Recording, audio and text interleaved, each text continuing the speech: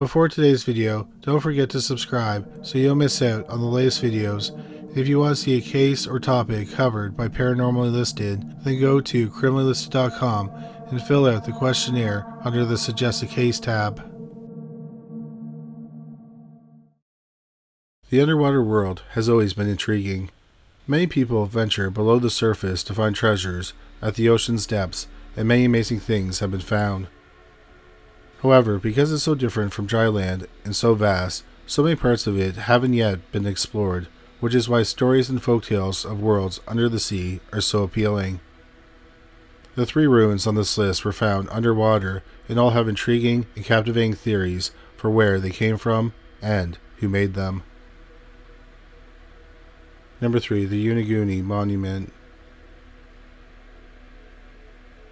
If something earns the nickname Japan's Atlantis, it's probably really cool. And that is the case for the Yonaguni Monument, which can be found close to Yonaguni Island in Japan. The incredible rock structure was discovered underwater in the mid-1980s by a scuba diver, and mystery has surrounded it ever since. The rock is a ziggurat type of formation. Ziggurat means a pyramid-style tower formation. It's 82 feet underwater, 197 feet long, and 65 feet wide. What's interesting about this formation is that it appears to have carvings on it. It's believed that the structure is between 5,000 to 10,000 years old. No one knows exactly what the formation is or how it came to be. There are many theories as to what exactly this structure could have been used for, who made it, and of course, how they made it. There are 2 main differing perspectives as to how the structure was made. There's the group that argues it was man-made versus those who believe it was naturally occurring. Let's delve deeper into the evidence supporting these 2 theories. Let's start with the perspective that the formation is naturally occurring. This has been explained by claiming it was created by water currents, and over years and years it created the formation. If you're wondering about how they explain away those carvings, well, it's quite simple. They argue that what appear to be carvings are simply scratches. There's no special language or communication, just the regular wear and tear of ocean life. What about the fact that it looks like the rocks were formed into a specific structure? Well, they have an answer for that as well. They say it may look like a group of rocks, but it's really one solid piece of stone. And according to the experts, if it's one rock rather than a group of rocks, it's more likely to have occurred naturally. Furthermore, the rock formation has also been compared to similar naturally occurring rock formations, namely Giant's Causeway, found in Northern Ireland. This formation was created by volcanic eruption. So, as a lawyer would say, a precedent supports this argument. Now, for the other theory, that it is a human-made formation. Specifically, it was part of an underwater ancient city. Those who subscribe to this mentality think this ancient water city was home to a lost civilization, namely the Mu or the Lemura. Others posit that it was created by the Jomon people. The Jomon people lived in the area around 12,000 BC and were a prehistoric population in Japan. Of course, those who agree with this perspective believe it's human-made due to the structure's shape, which includes straight lines and edges. And they see those carvings as carvings and not scratches. Whatever camp you fall into, it's clear that this formation has intrigued people for decades, and it's easy to see why. But of course, we're rooting for the underwater Atlantis of Japan. Number 2. Cuba's Sunken City. Let's travel from Japan all the way to Cuba. That's where we'll find Cuba's Sunken City and a competitor for the title of Atlantis. When it was discovered in 2001, media outlets leaned into the Atlantis angle with headlines like Atlantis discovered in Cuba and Lost City of the Caribbean found. Cuba's Sunken City is a group of stones that are over 2,000 feet underwater. While the structure is found in Cuba, its discovery is credited to 2 Canadians, Pauline Zelinsky, a marine engineer, and her husband, Paul Weisenweg. Together, they own a company called Advanced Digital Communications, or ADC. They were exploring the waters off the west coast of Cuba when they found something interesting on the ocean floor that didn't seem to belong to the rest of the natural environment. What they found was a setup of rocks that looked as though they were organized in a deliberate fashion. Some rocks were organized one on top of the other, while others could be found a little further away from the rest of the group. The rocks were also found in various shapes, including pyramid-shaped and circular. Among the shapes, some rocks were as large as 8 feet by 10 feet. Zelinsky and Weisenweg initially found the structure using sonar equipment underwater while on a survey mission in cooperation with the Cuban government. On the second visit, when Zelinsky and Weisenweg went to Cuba, they brought along geologist Manuel Iturrad. Iturrad is a senior researcher at Cuba's Natural History Museum. On this expedition, they used a remotely operated vehicle to investigate the rocks further.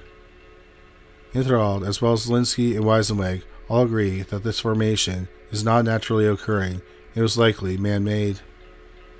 For his part, Iturrad claims that the formation is not something for which he can offer a real geological explanation. Zelinsky claims that the rocks were leftovers from an old culture from the region, but could not provide any conclusive evidence to support this claim. That being said, Iturrad also claims for this rock formation to sink as low as it has underwater, it would take around 50,000 years. This puts a wrench into the theory that people made it.